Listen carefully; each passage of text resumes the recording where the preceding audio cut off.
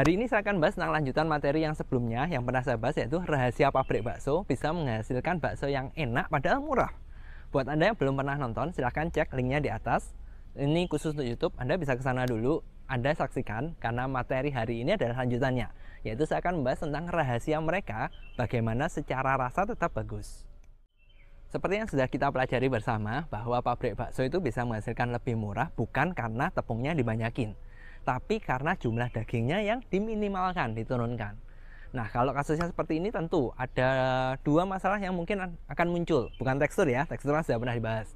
Masalah yang pertama adalah tampilannya, dan yang kedua adalah rasanya. Kita bahas satu-satu. Tampilan. Tampilan ini kan selalu dari daging. Nah, contoh gini deh, kita kalau bikin bakso dari daging sapi, biasanya warnanya kecoklatan kan? Kalau sekarang dagingnya diturunkan, diminimalkan, biasanya warnanya jadi apa? Jadi tidak secoklat umumnya. Mungkin lebih terang, mungkin lebih putih dan sebagainya. Pertanyaan sekarang, gimana ngakalin hal itu? Mungkin orang-orang berpendapat, gampang, kalau itu kan pakai kecap manis saja bisa. Iya, memang bisa, tapi pabrik tidak melakukan itu. Kenapa? Ini, kalau kita pakai kecap manis, satu, warna yang dihasilkan itu berbeda. Nggak coklat yang gitulah, mungkin agak-agak ke hitam gelap kan. Yang kedua, masalahnya gini, kalau kita dagang bakso, kalau tidak langsung habis, biasanya kan disimpan kulkas, besok dikeluarkan lagi, dihangatkan, disiram kayak direbus bentar kayak apapun itu dihangatkan, baru dijual lagi kan. Nah, problemnya kalau pakai kecap manis dan sering dihangatkan, akan ada muncul yang namanya proses karamel. Karamel ini jadi merubah warnanya jadi semakin gelap. Makanya kalau Anda pedagang bakso, Anda biasanya pakai kecap manis, terus bakso Anda sudah berhari-hari, warnanya tambah gelap, ya ini karena kecapnya. Karamel itu, proses karamel itu tadi. Nah, apa yang dilakukan pabrik bakso? Mereka menggunakan yang namanya karamel sendiri. Jadi ada proses yang istilahnya caramelize, proses karamel, ada bahan yang namanya karamel. Yang dipakai adalah bahan karamel ini. Kenapa? Karena satu, warnanya dia lebih coklat, dan yang kedua, dia lebih stabil. Karena bahan dasarnya sendiri sudah karamel, sehingga proses karamelnya itu tadi tidak akan terlalu banyak. Nah, ini perbedaannya. Bisa nggak kita tiru? Bisa. Setahu saya sih karamel ini banyak dijual. Anda mungkin di toko kue, mungkin mereka punya, Anda silakan pakai. Cuma pemakaiannya biasanya sedikit sekali, 0,0 sekian persen lah. Jadi mungkin agak susah di sana. Itu untuk mengatasi masalah warna. Kalau coklat kan. Kalau putih gimana? Misalkan bakso ikan. Nah, ada juga pewarna yang namanya opaque white. Anda bisa cari itu juga untuk memutihkan baksonya tadi. Oke, jadi untuk tampilan kan gampang. Ada pewarnanya, kalau coklat pakai yang namanya karamel, kalau putih pakai yang namanya opaque white. Sekarang masalah rasa. Rasa ini selalu dibagi dua, yaitu dari aroma atau dari rasanya sendiri. Kalau kita ngomong ini deh, dari aroma dulu. Kita makan daging, sapi, ayam, secara rasa di lidah berbeda kan? Di hidung juga berbeda, aromanya berbeda. Nah, di lidah ini selalu ada dua juga, yaitu rasa gurihnya, yaitu asin, manis dan sebagainya gurih, atau rasa dagingnya sendiri. Nah, ini perlu dibedakan lagi, jadi ada perbedaannya. Hal yang dilakukan jadi rahasia pabrik bakso adalah mereka bisa mengatasi hal ini dengan menambahkan bahan tertentu. Contoh, pertama untuk rasanya sendiri, rasa yang bukan rasa dagingnya ya, rasa gurihnya. Mereka tidak pakai yang namanya apa ya, kalau micin yang biasa. Kalau kita orang awam mungkin tahu kalau micin ya merek sih, Ajinomoto, Sasa, Miwon, gitu-gitu kan. Nah, pabrik bakso tidak pakai ini. Kenapa? Satu, kalau pakai micin yang beredar seperti itu, secara pemakaian dia butuh banyak untuk meningkatkan rasanya. Yang kedua, kalau kebanyakan ada tendensi di lidah itu rasanya nggak enak. Kalau orang Jawa bilang nyetak. Nah, yang dilakukan pabrik bakso adalah mereka pakai yang namanya penguat rasa, dimana ini seharusnya secara kualitas itu jauh di atasnya MSG atau micin-micin yang banyak beredar di pasaran. Nah, kalau Anda mau tahu apa yang dipakai, ada satu merek yang namanya adalah C100. Nah, itu penguat rasa, beda dengan micin biasa karena rasanya jauh lebih gurih dan tidak menimbulkan rasa nyetak tadi. Jadi itu rahasia pabrik bakso, mereka bisa rasanya tetap enak padahal dagingnya rendah sekali. Sudah gitu makanya lebih hemat lagi. Nah, itu rahasianya untuk masalah rasa yang gurih.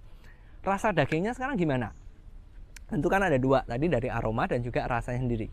Kalau aroma, Anda tentu tahu bahwa pakai yang namanya beef broth itu sangat-sangat membantu, ya kan?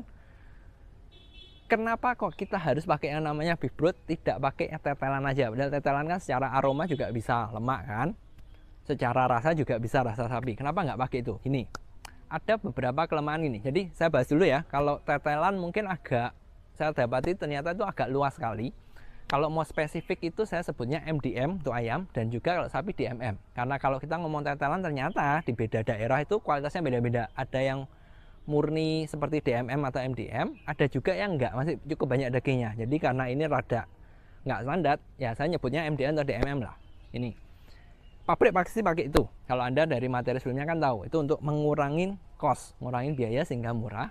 Problemnya rasanya dari MDM atau DMM itu kalau kebanyakan adalah enek, dan ini yang tidak bisa membuat mereka pakai dalam jumlah yang banyak.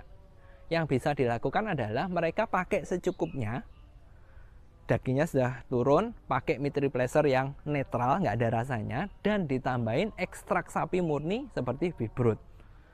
Keuntungannya satu, rasa sapinya, aroma sapinya itu terdorong naik, dan yang kedua mereka akan lebih mudah nyimpannya. Ini, bayangin gini, Anda mau rasa dari misalkan tetelan, MDM tadi, Anda harus nyetok banyak. Padahal kita tahu suplainya itu kadang ada, kadang enggak, kadang bagus, kadang enggak stabil kan.